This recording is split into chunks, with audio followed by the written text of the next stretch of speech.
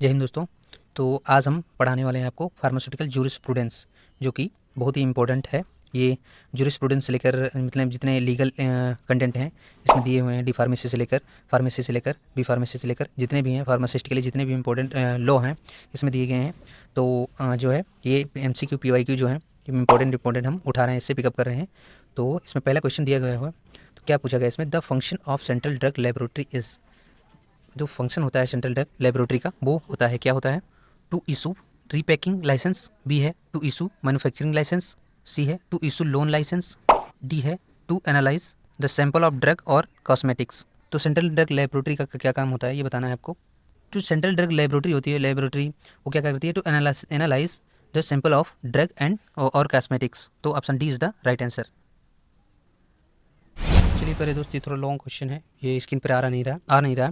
तो दी पूछा गया इसमें, what is the penalty for commercial quantity sale of drug that cause dependence और एब्यूज़। तो पेनल्टी के बारे में बात की है, कमर्शियल क्वांटिटी सेल के बारे में, और ड्रग दैट कॉज डिपेंडेंस और एब्यूज़ के बारे में। तो फिर पेनल्टी क्या पड़ेगी।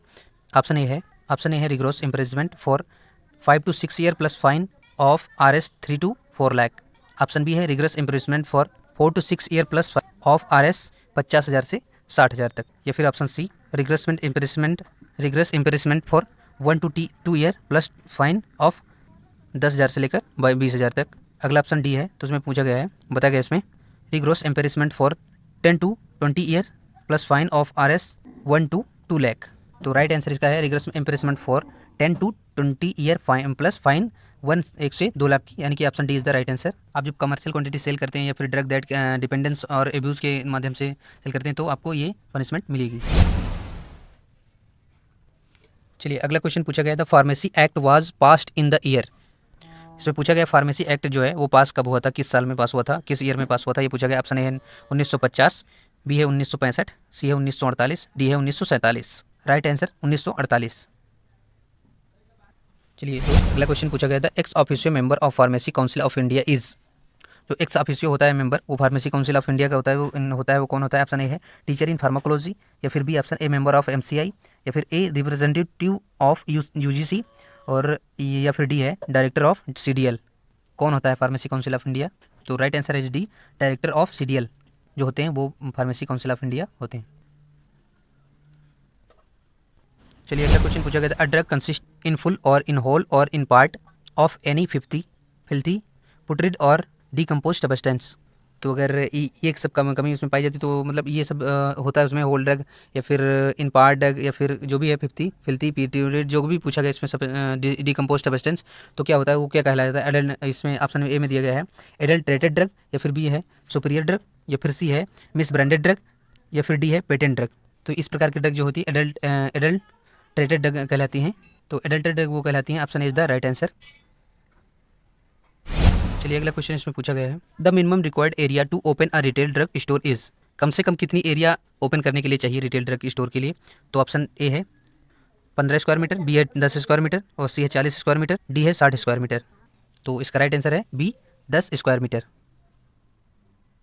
चलिए दोस्त एक क्वेश्चन है जो फिर से रिपीट हुआ है, a drug consist in full और whole in part of any filthy putrid और डिकम्पोज सब्सटेंस इज कॉल्ड। तो एडल्टेड ड्रग कहलाएगी। Option is the right answer.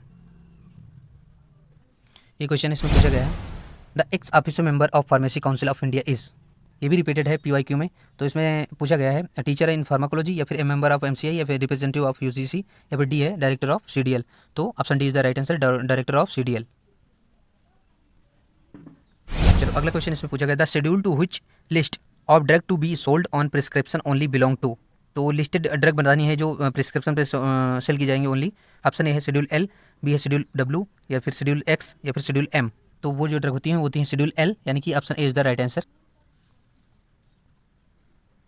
तो चलिए दोस्त इसमें पूछा गया है, the act of narcotic drug psychotropic substance include in the study of. जो एक्ट बना है नार्कोटिक ड्रग के लिए और पीसाइकोट्रिक सब्सटेंस के लिए इंक्लूड होते हैं किसकी स्टडी में, बताया पूछा गया इसमें। तो ऑप्शन ए है manufacture of opium and other narcotic drugs, B है सेल्स ऑफ ओपियम, सी है import and export of narcotics, और डी है ऑल ऑफ द एबव। तो इसका जो है option D is the right answer, all of the above. तो manufacturing opium की नार्कोटिक ड्रग में आती है, सेल्स ऑफ ओपियम ये भी आता है, इंपोर्ट एक्सपोर्ट नार्कोटिक्स, ये सारे जो है ऑल ऑफ द एबव यानी कि सारे राइट हैं। इसलिए ऑप्शन डी सही हो जाएगा।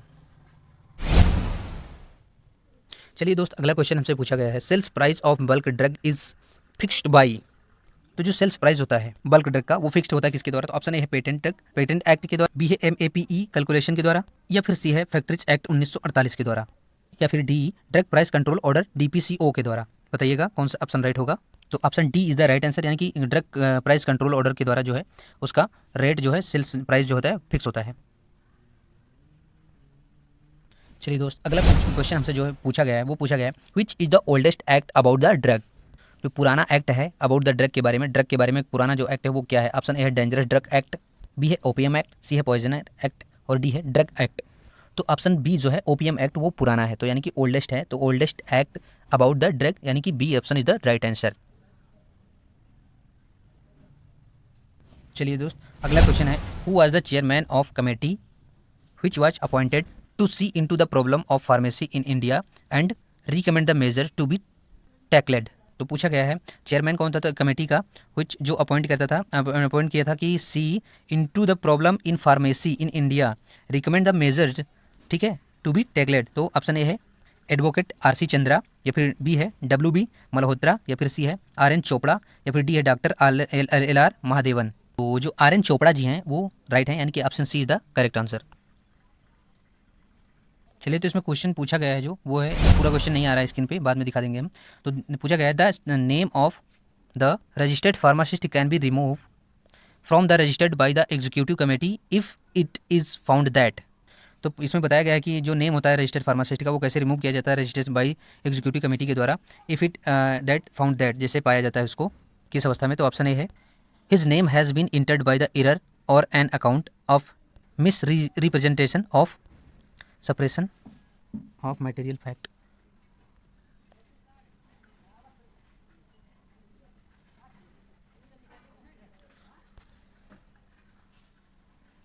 convicted of any infamous conduct and any professional respect। और ऑप्शन सी है both of A and B, D है none of above. Option C is the right answer, A and B दोनों सही हैं। तो दूसरे में बताया गया कि ऑफेंस हैज़ बीन गिल्टी, कोई भी गलती करता है, information conduct any professional respect, कोई भी प्रोफेशनल रिस्पेक्ट को है जो है वो उसमें गलती करता है तो भी ये नाम हटाया जा सकता है, उसका रिमूव किया जा सकता है। तो पहले में बताया गया कि उसका नाम जो है किसी कारण से एरर इन अकाउंट में एरर जुड़ गया है, या फिर मिस जो है रिप्रेजेंटेशन है उसकी, या सप्रेशन के मटेरियल फैक्ट में जो भी कमी पाई जाती है तो उसका नाम हटाया जा सकता है। चलिए अगला क्वेश्चन है, अगला क्वेश्चन पूछा गया medicinal and toilet preparation excise duty act was passed in the year. Medicinal and toilet preparation है, ठीक है, वो एक्ट कब पास हुआ था ये पूछा गया, 1950 में, या फिर 1955 में, या फिर 1960 में, या फिर 1965 में, कब पास हुआ था ये वाला एक्ट? तो ये बताया गया है किसमें, एक्ट जो है ये पास हुआ है किसमें, यानी कि 1955 में, यानी कि option B is the right answer. चलिए दोस्त, अगला क्वेश्चन पूछा गया drug cosmetic act 1940 and rule 1945 contain the study of schedule. तो जो ड्रग कॉस्मेटिक एक्ट है 1940 और रूल जो उसका 1945 में कंटेन किया गया था, तो स्टडी ऑफ शेड्यूल किस शेड्यूल के अंतर्गत वो पढ़ा मतलब आता है? तो ऑप्शन ए है ए में, या फिर बी डी में है, या फिर सी एक्स में, या फिर डी P5 में। तो कौन से जो है स्टडी में आता है ये बताना है आपको, किस शेड्यूल के। तो ADXP5 किस में आता है? तो ये आता है ये शेड्यूल एक्स में, यानी कि option C is the right answer. चलिए अगला क्वेश्चन पूछा गया है गवर्नमेंट एनालिस्ट मींस। तो जो गवर्नमेंट एनालिस्ट करती है उसके मींस क्या होता है? तो ऑप्शन ए है who is the appointed by central government, B है इन रिलेशन टू आयुर्वेदिक सिद्धा और यूनानी ड्रग, सी है in relation to any other drug और कॉस्मेटिक, डी है ऑल ऑफ द एबव। तो option D is the right answer, all of the above, यानी कि जो अपॉइंटेड होता है सेंट्रल गवर्नमेंट द्वारा, रिलेशन तो आयुर्वेदिक सिद्धा यूनानी से रिलेशन रखता हो, या फिर रिलेशन उसमें भी हो, relation in to any other drug और कॉस्मेटिक्स, ठीक है। तो ये ऑल ऑफ द एबव होते हैं गवर्नमेंट एनालिस्ट मीन्स के मतलब यही होता है। अगला क्वेश्चन है, चलिए दोस्तों अगले क्वेश्चन में पूछा गया है the drug and cosmetic act was passed in. तो ड्रग एंड कॉस्मेटिक एक्ट जो है वो पास कब हुआ है ये पूछा गया है। तो ये पास हुआ है 1940 में, 1945 में, 1947 में, 1946 में। तो ये पास हुआ है, option is the right answer, यानी कि 1940 में ये पास हुआ है। चलिए अगला क्वेश्चन पूछा गया था DPO drug price control order was exercise by central government in. जो DPO है वो एक्सरसाइज बाय सेंट्रल गवर्नमेंट के द्वारा कब आया है आज से? तो ऑप्शन ए है 1985, बी है 1995, सी है 1987, डी है 1997। तो इसका राइट आंसर हो जाएगा बी, यानी कि 1995। चलिए अगला क्वेश्चन है, चलिए अगले क्वेश्चन पूछा गया था, schedule for the good manufacturing practice and requirement of factory premises for the manufacture of belong to.